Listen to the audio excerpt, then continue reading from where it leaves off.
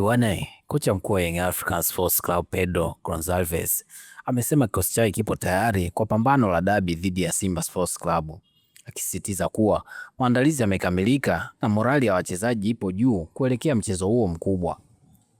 Pedro amesema maandalizi yalianza tangu juzi na leo wanamalizia kwa mazoezi ya mwisho kabla ya kushuka dimbani, akisema kuwa tumeanza maandalizi tangu juzi na leo tunakwenda kumalizia maandalizi hayo. Wachezaji wangu wapo tayari na wana morali ya kucheza mechi hii kubwa. Kama kila kitu kitaenda sawa, nina imani tunakwenda kufanya vizuri kesho. Kauli hiyo inaashiria utayari wa Yanga kuingia uwanjani kwa kujiamini, huku wakilenga matokeo chanya. Kuhusu presha ya dabi, amesema kuwa hii itakuwa dabi yangu ya kwanza dhidi ya Simba, lakini kocha huyo ameweka wazi kuwa falsafa yake haibadiliki kulingana na ukubwa wa mpinzani.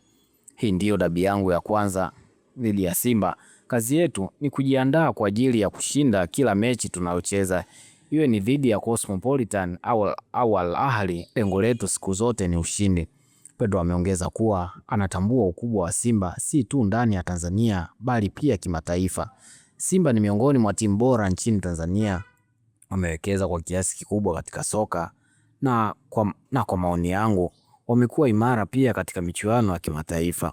Tunatarajia kucheza dhidi ya moja ya timu kubwa barani Afrika. Tunapaswa kuwa waangalifu, kujitolea kwa hali ya juu na kuonyesha umakini mkubwa ili tuweze kupata matokeo mazuri. Akielezea Pacome Zouzoua atakuwepo siku hiyo. Akizungumza hali ya kiungo mshambuliaji Pacome Zouzoua maarufu kama Profesa, Pedro amekiri kuwa mchezaji huyo ana majeraha aliyopata kwenye mchezo dhidi ya JS Kabylie. Ni kweli kwamba ana majeraha.